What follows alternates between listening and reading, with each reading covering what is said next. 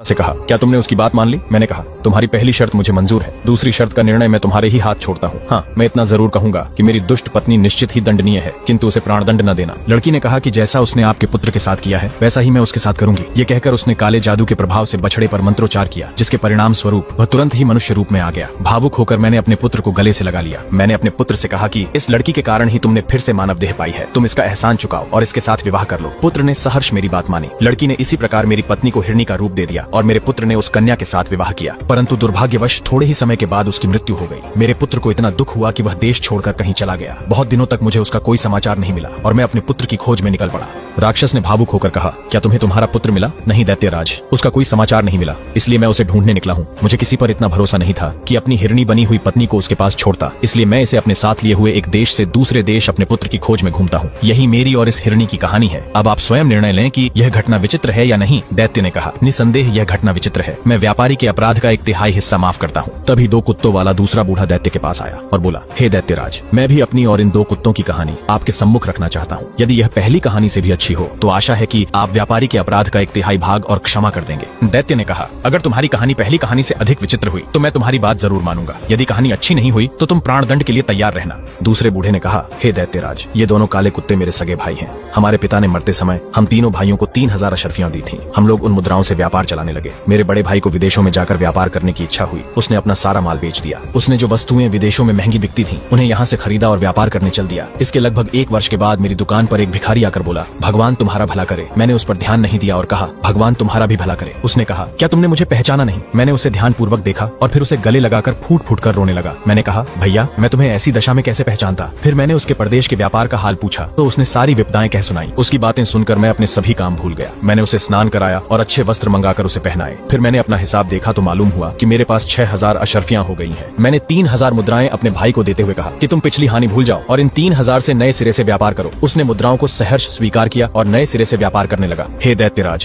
कुछ दिनों बाद मेरे छोटे भाई की भी इच्छा हुई कि वह विदेश जाकर व्यापार करे। मैंने उसे बहुत मना किया, परंतु उसने मेरी एक न मानी। उसने मुझसे विदा लिया और एक कारवां जो विदेश जा रहा था वह उनके साथ दूसरे देश के लिए निकल गया। 1 वर्ष के बाद मेरे बड़े भाई की तरह वह भी अपनी सारी जमा पूंजी गवाकर मेरे पास लौट आया। मैंने अपने छोटे भाई की भी सहायता की और उस वर्ष जो 3000 मुद्राएं मुझे व्यापार में लाभ के रूप में प्राप्त हुई थी वो उसे दे दी। वह भी नगर में पहले की तरह व्यापार करने लगा। कुछ समय बीता ही था कि मेरे दोनों भाइयों ने मुझसे कहा, हम तीनों भाई विदेश जाकर व्यापार करेंगे। मैंने साफ इनकार कर दिया, परंतु दोनों मेरे साथ बहस करने लगे। इसी बहस में 5 वर्ष बीत गए। इस अवधि में उन्होंने मेरा जीना मुश्किल कर दिया। अंत में तंग आकर मैंने उन दोनों की बात मान ली। मैंने व्यापार के लिए आवश्यक वस्तुएं मोल ली और अपने भाइयों के साथ हुई घटना से सीख लेते हुए घर के प्रांगण में एक गड्ढा खोदकर कुछ मुद्राएं गाड़ दी। हे दैत्यराज, हम तीनों भाई व्यापार करने एक रहस्यमयी टापू पर जा पहुंचे। वहां जाकर हम व्यापार करने लगे। काफी समय बीत गया और हमें व्यापार में बहुत लाभ हुआ। फिर हमने उस देश की बहुत सी अच्छी वस्तुएं अपने देश में बेचने के मंतव्य से मोल ली। जब हम जहाज पर वापस आने के लिए तैयार हुए तो एक अत्यंत सुंदर स्त्री फटे पुराने कपड़े पहने मेरे सामने आई। उसने जमीन पर गिरकर मुझे सलाम किया, मेरा हाथ चूमा और मुझसे निवेदन किया कि मेरे साथ विवाह कर लो। मैंने इस बात को उचित न समझा और इनकार कर दिया, परंतु वह गिड़गिड़ाने लगी। अंत में मुझे उसकी निर्धनता पर दया आ गई और मैंने उसे पत्नी के रूप में अपने साथ जहाज पर चढ़ा लिया। मैंने रास्ते में देखा कि वह केवल सुंदर ही नहीं, अत्यंत बुद्धिमती भी है। इस कारण मैं उससे बहुत प्रेम करने लगा, किंतु मेरे इस सौभाग्य को देखकर मेरे दोनों भाइयों को ईर्ष्या होने लगी। उनका द्वेष यहाँ तक बढ़ गया कि एक रात जब हम दोनों सो रहे थे तो उन्होंने हमें समुद्र में फेंक दिया। दैत्य ने कहा,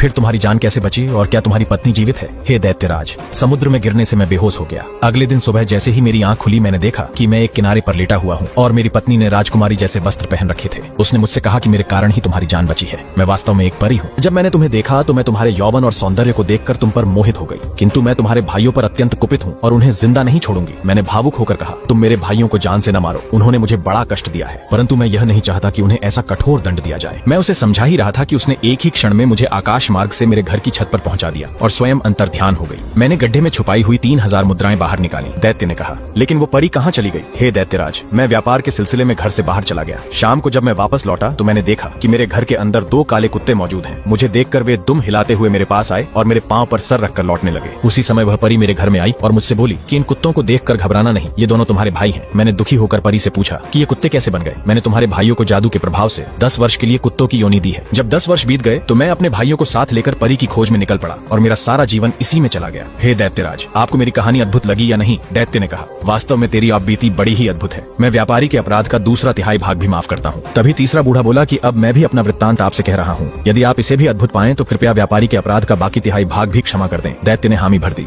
तीसरे बूढ़े ने कहा, हे दैत्य सम्राट, ये खच्चर मेरी पत्नी है। दरअसल मैं एक व्यापारी था। एक बार मैं व्यापार के सिलसिले में परदेश गया। जब मैं वापस लौटा तो मैंने देखा कि मेरी पत्नी मेरे नौकर के साथ प्रेमालाप कर रही है। यह देखकर मेरे क्रोध की सीमा न रही। जब मैं उसकी तरफ आगे बढ़ा तो मेरी दुष्ट पत्नी ने मेरे ऊपर अभिमंत्रित जल छिड़क दिया, जिससे मैं कुत्ता बन गया। उसने मुझे घर से भगा दिया और फिर अपने हास विलास में लग गई। मैं भूख से व्याकुल होकर इधर उधर भटकता हुआ एक कसाई की दुकान पर जा पहुंचा। मैं उसकी फेंकी हुई हड्डियां खाने लगा और कुछ दिन तक ऐसा ही करता रहा। एक दिन कसाई मुझे अपने साथ अपने घर ले गया। कसाई की पुत्री मुझे देखते ही अंदर चली गई और बहुत देर तक बाहर नहीं निकली। कसाई ने कहा, तुम अंदर क्या कर रही हो, बाहर क्यों नहीं आती? लड़की ने कहा, मैं एक अनजान पुरुष के सामने कैसे आ जाऊं? कसाई ने हैरान होकर कहा कि यहाँ तो कोई अनजान पुरुष दिखाई नहीं दे रहा, तुम किस पुरुष की बात कर रही हो? लड़की ने कहा, ये कुत्ता जो आपके साथ घर में आया है, ये एक इंसान है। इसकी पत्नी ने काले जादू के प्रभाव से इसे कुत्ता बना दिया है। हे दैत्यराज, लड़की ने कहा, पिताश्री, यदि आपको मेरी बात पर विश्वास नहीं हो रहा तो मैं तुरंत ही इसे मनुष्य बनाकर दिखा सकती हूँ। कसाई बोला, अगर ये संभव है तो इस बेचारे को मुक्त करो। यह सुनकर वह लड़की एक पात्र में अभिमंत्रित जल लेकर आई। उसने मंत्रोच्चार करके जैसे ही वह जल मुझ पर छिड़का, मैं वापस मनुष्य के रूप में आ गया और वह वापस कमरे के अंदर चली गई। मैंने कसाई और उसकी पुत्री को आभार व्यक्त किया और कहा, हे देवी, मैं चाहता हूँ कि मेरी पत्नी को भी कुछ ऐसा ही दंड मिले। यह सुनकर लड़की ने अपने पिता को अंदर बुलाया और उसके हाथ अभिमंत्रित जल बाहर भिजवाकर बोली, तुम इस जल को अपनी पत्नी पर छिड़क देना। मैं उसे लेकर अपने घर पहुंचा। मैंने देखा कि मेरी पत्नी सो रही है और मैंने अभिमंत्रित जल के छींटे उसके मुंह पर मारे और वह खच्चर बन गई। और तब से मैं इसे इसी रूप में अपने साथ लिए घूमता हूँ। यह सुनकर दैत्य को बड़ा आश्चर्य हुआ। उसने खच्चर से पूछा कि क्या यह बात सच है? खच्चर ने सिर हिलाकर संकेत दिया कि बात सच्ची है। तत्पश्चात दैत्य ने व्यापारी के अपराध का बचा हुआ तिहाई भाग भी क्षमा कर दिया और वहाँ से चला गया। व्यापारी उन तीनों बूढ़ों के चरणों में गिर पड़ा। वे लोग उसे आशीर्वाद देकर अपनी अपनी राह चले गए और व्यापारी भी अपने घर लौट गया। कहानी अच्छी लगी तो कमेंट में जय भोलेनाथ जरूर